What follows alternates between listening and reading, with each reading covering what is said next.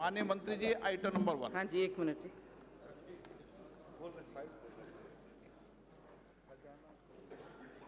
Sir, I rise to lay on the table a copy of the following papers: report of the 15th Finance Commission for the year 2020-2021, explanatory memorandum on the action taken on the recommendations contained in the report of the 15th Finance Commission. Item number 2. And more so to those in the middle class. I just want to very clearly read out 0 to 2.5 lakh, exempt now, will be exempt in the new scheme also. 2.5 lakhs to 5 lakhs, 5% now will be 5% in the new tax rate.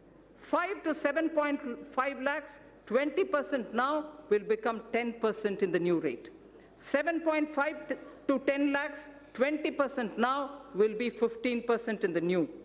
10 to 12.5 lakh, 30% now will now come to 20%. 12.5 to 15 lakh, 30% now, 25% in the new rate. Above 15 continues at 30%. In the new tax regime, sir, substantial tax benefit will accrue to a taxpayer depending upon the exemptions and deductions claimed by him. For example, just to make it clear, for example, a person earning 15 lakh of rupees in a year and not availing any deductions whatsoever will pay 1,95,000 as compared to 2,73,000 that is paying now in the old regime. So his tax burden shall be reduced by 78,000 rupees. That will be the reduction in the tax that he has to otherwise pay. Then this is the example of somebody who earns 15 lakhs. He would still be a gainer.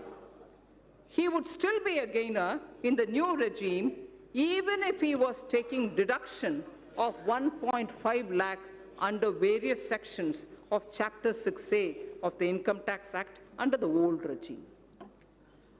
The new tax regime, sir, shall be optional for taxpayers, so there's no compulsion. Those who want to be in the old regime can continue to be in the old regime, in the old rates, in the whole sets of exemptions and deductions. But those who wish to come into the new are welcome to come into the new. An individual who is currently availing more deductions and exemptions under the Income Tax Act may choose to avail them and continue to pay the tax in the old regime. A new personal tax income tax rates will entail estimated revenue foregone of 40,000 crores per year. We have also initiated measures to pre-fill income tax return so that an individual who opts for the new regime would need no assistance from an expert to file his return and pay income tax. Sir, I will have to put this observation here. In order to simplify income tax system, I have reviewed all the exemptions and deductions which got incorporated in the income tax legislation over the past several decades. In fact, I have that list with me, sir, somewhere. I have reviewed all the exemptions and deductions which got incorporated in the income tax legislation over the past several decades. It was surprising to know that currently more than 100 exemptions and deductions of different nature are provided in the Income Tax Act. No wonder the code is like this, the book. I have removed around 70 of them. I have removed around 70 of them in the new simplified regime. We will review and rationalize the remaining exemptions and deductions in the coming years, with a view to further simplifying the tax system and lowering tax rates. Sir, the dividend distribution tax. Currently, companies are required to pay dividend distribution tax on the dividend paid to its shareholders at the rate of 15% plus applicable surcharge and cess in addition to the tax payable by the company on its profits. It has been argued that the system of levying DDT results in increase in tax burden for investors and especially those who are liable to pay tax less than the rate of DDT if the dividend income is included in their income. Further, non-availability of credit of DDT to most of the foreign investors in their home country results in reduction of rate of return on equity capital for them. In order to increase the attractiveness of the Indian equity market and to provide relief to a large class of investors, I propose to remove the DDT and adopt the classical system of dividend distribution tax, under which companies would not be required to pay DDT. The dividend shall be taxed only in the hands of the recipients at their applicable rates.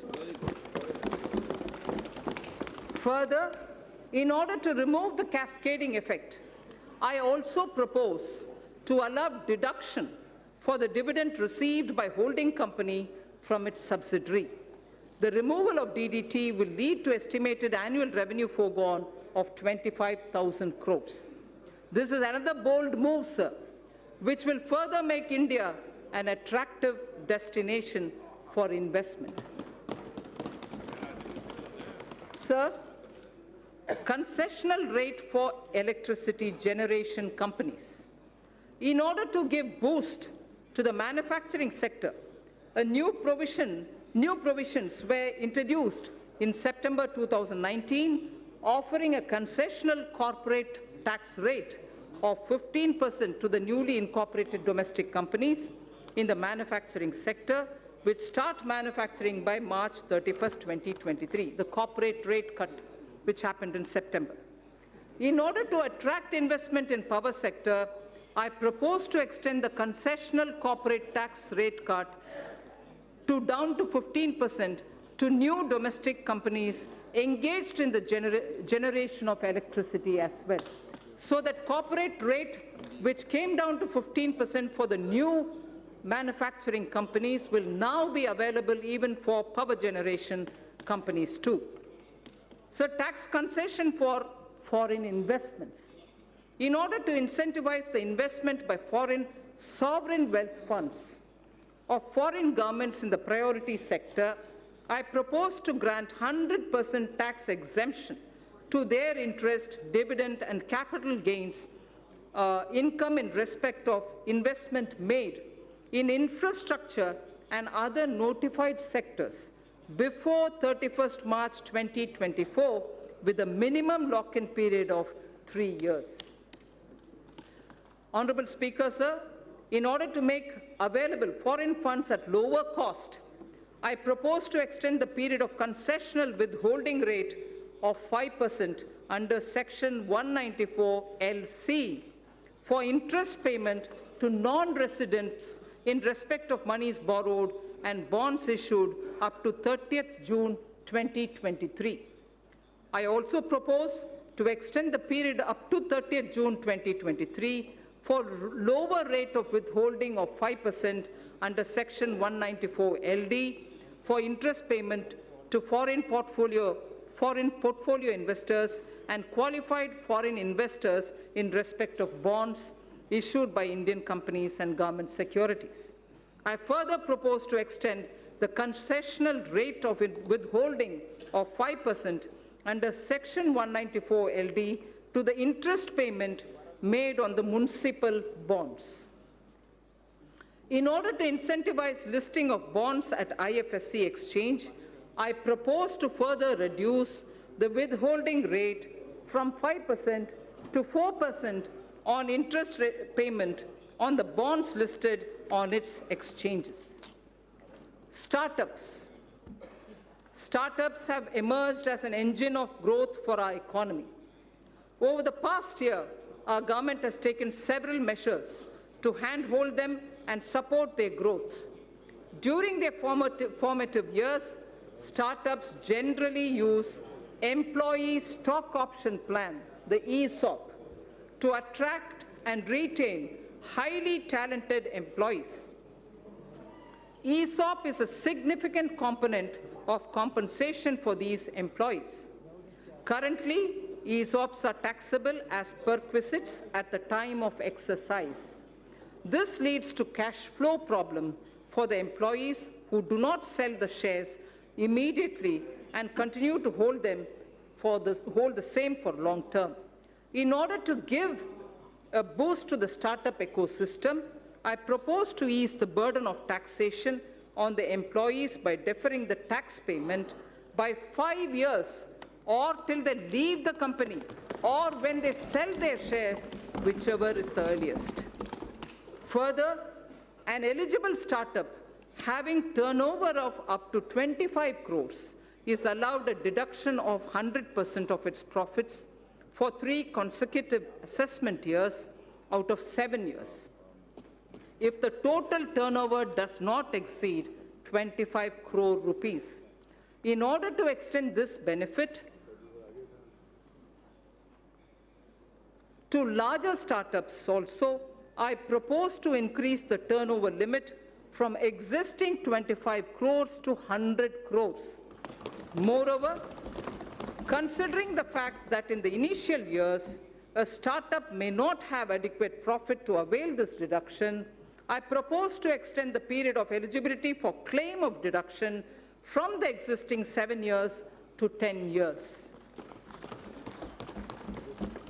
So the corporate rate cut in September has led to a lot of cooperatives who are asking for level playing field. Cooperative societies play an extremely important role in our economy in facilitating access to credit, procurement of inputs, and marketing of products to their members. These cooperatives are currently taxed at the rate of 30% with surcharge and cess. As a major concession, and in order to bring parity between cooperative societies and corporates, I propose to provide an option to the cooperative societies to be taxed at 22% plus 10% surcharge and 4% cess with no exemption or deductions. Further, I also propose to exempt these cooperative societies from alternative minimum tax, the AMT, just like companies under the new tax regime are exempted from minimum alternative tax, the MAT. MAT for corporate tax, corporates were removed, and similarly now AMT for the cooperatives is also being moved.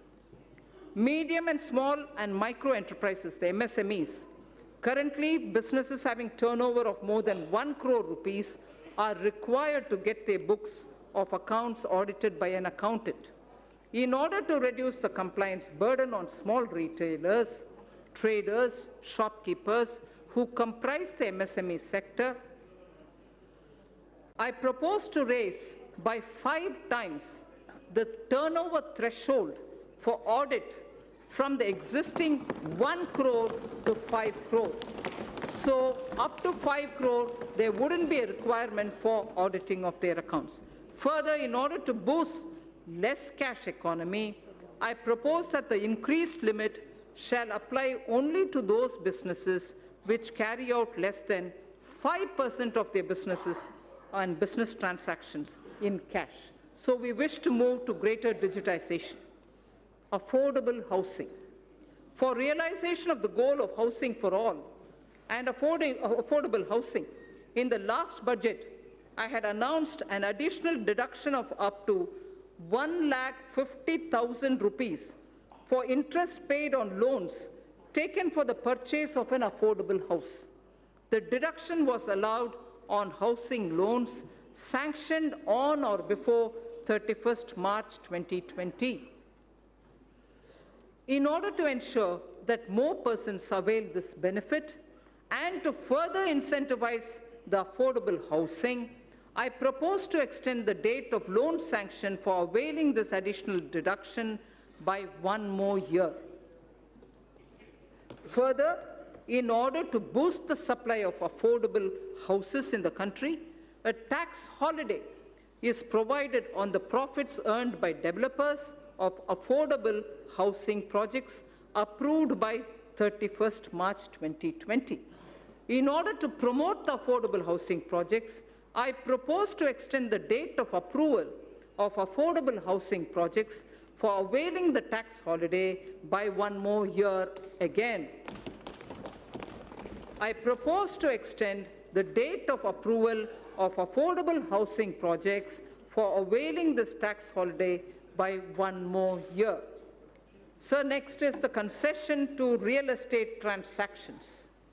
Currently, while taxing income from capital gains, business profits, and other sources in respect of transactions in real estate, if the consideration value is less than the circle rate by more than 5%, the difference is counted as income both in the hands of the purchaser and the seller. In order to minimize hardship in the real estate transaction and provide relief to the sector, I propose to increase the limit from 5% to 10%. Charity institutions. Acknowledging the important role played by the charitable institutions in the society, the income of these institutions is fully exempt from taxation. Further, donations made to these institutions are also allowed as deduction in computing taxable income of the donor. Currently, a taxpayer is required to fill the complete details of the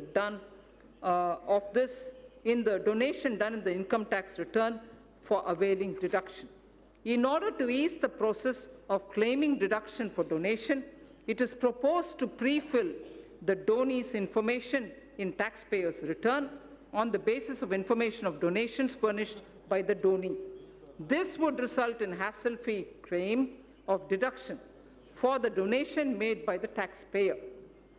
Further, in order to claim the tax exemption, the charity institution have to be registered with the income tax department. In the past, the process of the registration was completely manual and scattered all over the country. In order to simplify the compliance for the new and existing charity institutions, I propose to make the process of registration completely electronic, under which a unique registration number shall be issued to all new and existing charity institutions. To facilitate the registration of the new charity institution, which is yet to start their charitable activities, I propose to allow them provisional registration of 3 years. Faceless appeals. Our government is committed to bringing in transformational changes so that maximum governance is provided with minimum government. In order to impart greater efficiency, transparency, and accountability to the assessment process, a new faceless assessment scheme has already been introduced. Currently, most of the functions of the income tax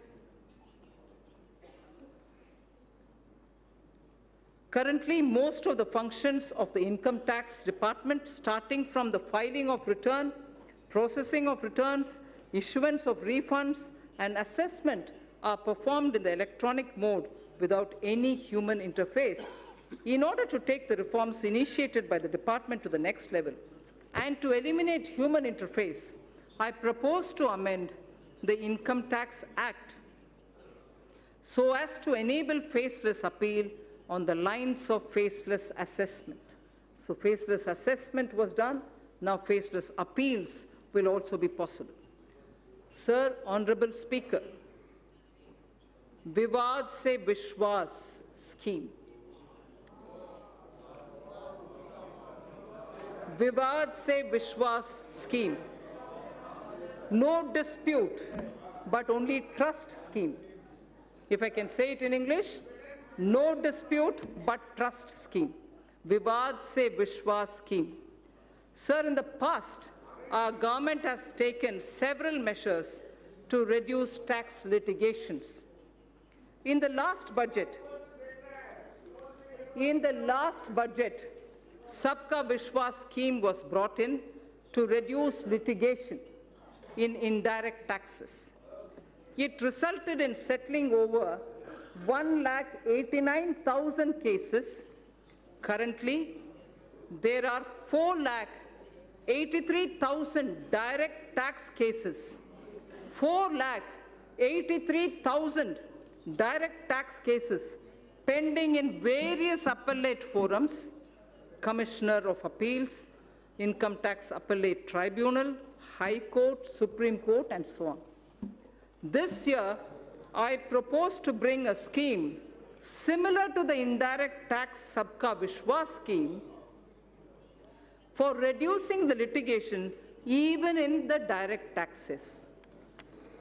Under the proposed Vivad Se Vishwas scheme, a taxpayer would be required to pay only the amount of disputed tax and will get complete waiver of interest and penalty provided he pays by 31st March 2020.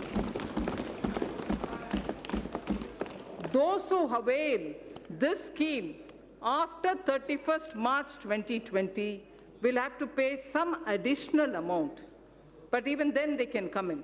The scheme will remain open till 30th June 2020. So the first thing is 31st March 2020, where you just pay the disputed tax amount, no penalty, no interest. In case you don't do it before that, you move over to 30th June, but where you pay some additional amount. Taxpayers in whose cases appeals are pending at any level can benefit from this scheme. I hope that taxpayers will make use of this opportunity to get relief from vexatious litigation process.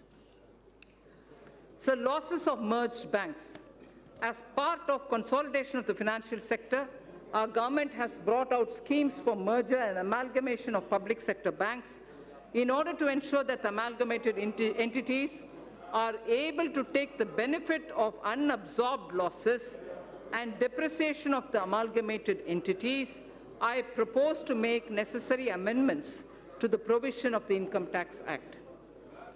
Taxpayers' Charter. I mentioned it briefly in Part A.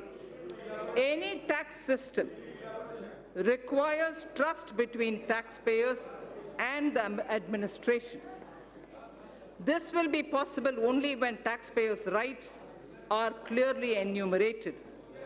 Towards this end, and with the objective of enhancing the efficiency of delivery system of the Income Tax Department, I propose to amend the provisions of the Income Tax Act to mandate the Central Board of Direct Taxes, CBDT, to adopt a taxpayer's charter.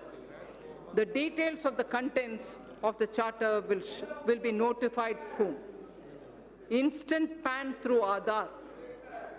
In the last budget, I had introduced the interchangeability of PAN and Aadhaar, for which necessary rules were already notified. In order to further ease the process of allotment of PAN, soon we will launch a system under which PAN shall be instantly allotted online on the basis of Aadhaar without any requirement for filling up of detailed application form. Sir, our government brought in the GST as a historic reform of the indirect taxes in 2017. We also took a path-breaking step of simplifying and rationalizing corporate tax in September 2019. More importantly, we offered a rate of corporate tax which perhaps is the lowest in the world. Continuing on this path, we have now put the personal income tax at its lowest ever rate and totally removed the DDT at the company's hands.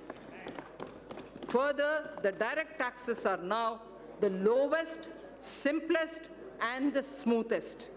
Direct tax on the startups have also been verified returns shall be implemented from 1st April 2020. This is under the pilot run. It will make return filing simple with features like SMS-based filing for nil return, return pre-filling, improved input tax credit flow, and overall simplification. Refund process has been simplified and has been made fully automated with no human interface. Electronic invoice is another innovation wherein critical information shall be captured electronically in centralized system. It will be implemented in a phased manner starting from this month itself on optional basis. It will facilitate compliance and return filing. Several measures have been taken for improving compliance. That has been a worry for many of the states, sir. Aadhaar-based verification of taxpayers is being introduced. This will help in weeding out dummy or non-existent unit. Dynamic QR code is proposed for consumer invoices. GST parameters will be captured when payment for purchases is made through the QR code. A system of cash reward is envisaged to incentivize customers to seek invoice. Deep data analytics and AI tools are being used for crackdown on GST input tax credit refund, and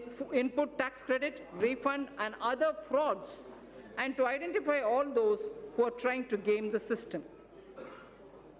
Invoice and input tax credit matching is being done, wherein returns having mismatch more than 10% or above a threshold are identified and pursued. Significant policy level changes have also been made. GST rate structure is also being deliberated upon so as to address issues like inverted duty structure. Customs. A number of measures have been taken for ease of doing business. India's quantum leap in the trading across border parameter of ease of doing business rankings by the World Bank is a testimony to these efforts. India's rank on this parameter improved from 146 to 80 in 2018 and further to 68 in 2019. Measures have also been taken for providing a level playing field to our domestic manufacturers, particularly the MSME sector, and for securing our borders. It has been observed that imports under free trade agreements are on the rise. Undue claims of FTA benefits have posed threat to domestic industry. Such import require stringent checks. In this context, suitable provisions are being incorporated in the Customs Act.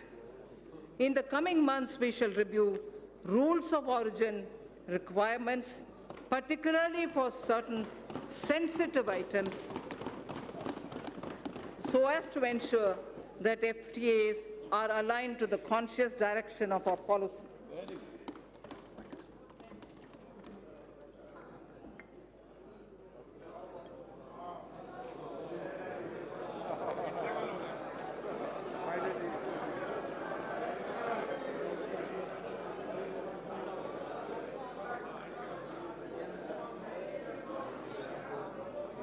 Speaker, sir, we are also strengthening provisions relating to safeguard duties, which are applied when surge in imports causes serious injury to domestic industry. Amended provisions shall enable regulating such surge in imports in a systematic way. The provisions for checking dumping of goods and imports of subsidized goods are also being strengthened for ensuring level playing field for domestic industry. These changes are in line with international best practices. Exemptions from customs duty have been given in the public interest from time to time. However, a number of these have outlived their utility or have become outdated. On review, certain exemptions are being withdrawn. Remaining customs duty exemptions shall be comprehensively reviewed by September 2020 for taking a view on their relevance. I propose to crowdsource suggestions for such reviews. Suggestions would also be invited in respect of the customs laws and procedures for aligning them with the needs of changing times. Sorry.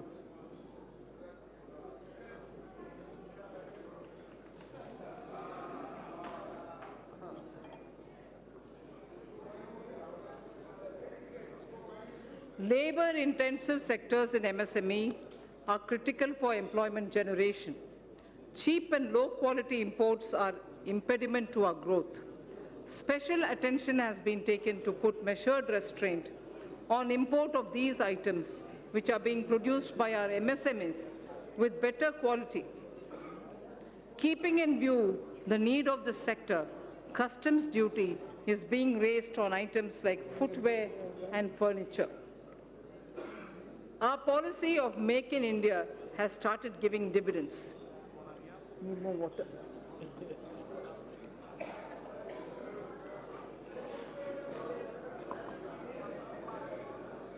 थोड़ा पानी दे।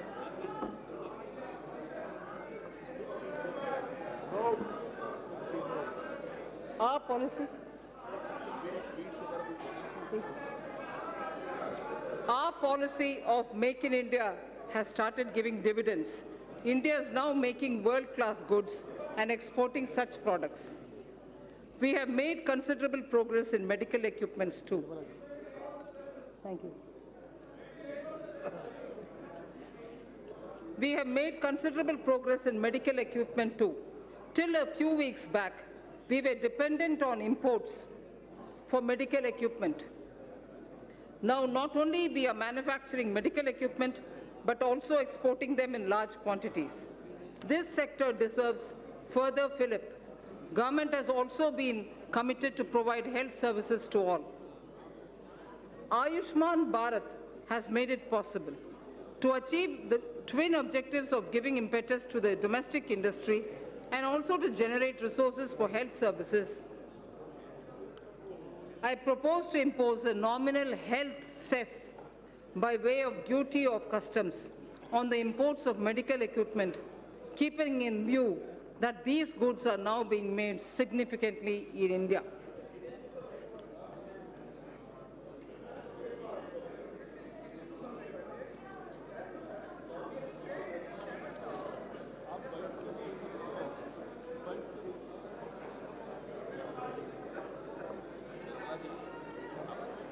I'm finished.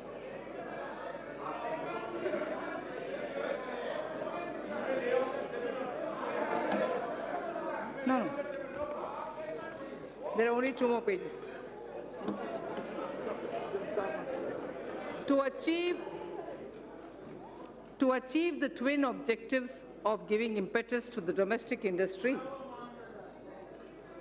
and also to generate resources for health services,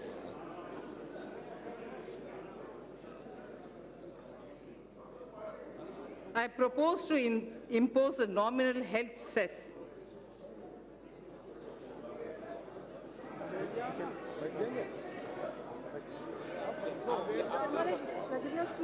My apologies. In case you feel like having a sweet, just take something. So My apologies.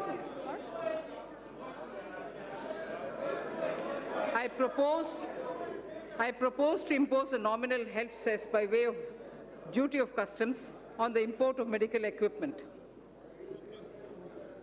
Keeping in view that these goods are now being made significantly in India, the proceeds of this cess shall be used for creating infrastructure.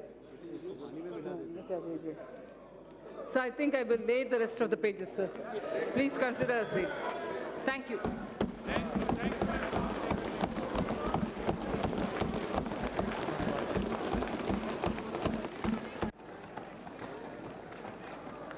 माननीय सदस्य please, माननीय सदस्य please अपने अपने स्थान बैठे आप।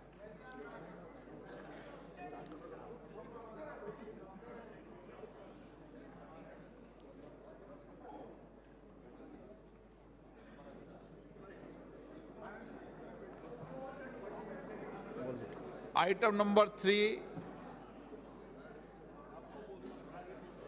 श्रीमती निर्मला सीतारमण जी statement सभा पटल पर रखें। Sir, item number 3, with your permission, I rise to lay on the table of the following statements under Section 3(1) of the Fiscal Responsibility and Budget Management Act 2003, medium-term fiscal policy cum fiscal policy strategy statement and macroeconomic framework statement. Item number 4 Shrimati Nirmala Sitharaman ji वित्त विधेयक पुनर्स्थापना 2020। Sir, with your permission, I rise to move for leave to introduce the Finance Bill 2020. प्रश्न ये है कि विधेयक को पुनर्स्थापित करने की अनुमति प्रदान की जाए। जो सदस्य इसके पक्ष में हाँ गए, जो सदस्य विरोध में ना गए, मेरे विचार में निर्णय हाँ वालों के पक्ष में हुआ, हाँ वालों के पक्ष में हुआ, अनुमति प्रदान की जाती है। माननीय मंत्री जी, अब विधेयक पुनर्स्थापित। Sir, I introduce the bill. सभा की कार्रवाई सोमवार दिनांक 3 फरवरी 2020 को सुबह 11 बजे तक के लिए स्थगित की जाती है।